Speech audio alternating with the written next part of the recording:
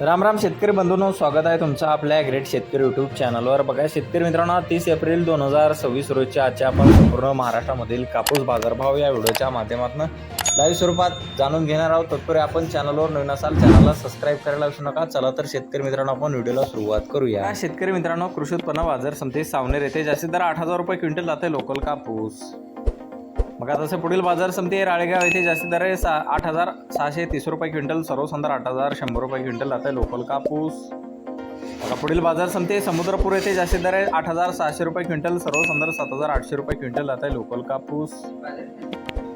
मग पुढील बाजार समिती पारशिवनी येथे जास्तीत दर 8,200 रुपये क्विंटल, सर्वसाधारण 7,925 रुपये क्विंटल जाते एच4 मध्यम स्टेपल कापूस। बघा पुढील बाजार समिती आहे उमरेड येथे जास्तीत दर 8,770 रुपये क्विंटल, सर्वसाधारण 8,035 रुपये क्विंटल जाते लोकल कापूस। बघा पुढील बाजार समिती आहे मारगाव येथे जास्तीत दर 8,431 रुपये क्विंटल जाते लोकल कापूस।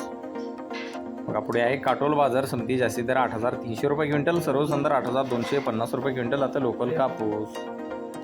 बघा पुढे हिंगणघाट बाजार समिती जास्तीत दर 8,900 रुपये क्विंटल, सर्वसाधारण 8,300 रुपये क्विंटल जाते मध्यम स्टेपल कापूस।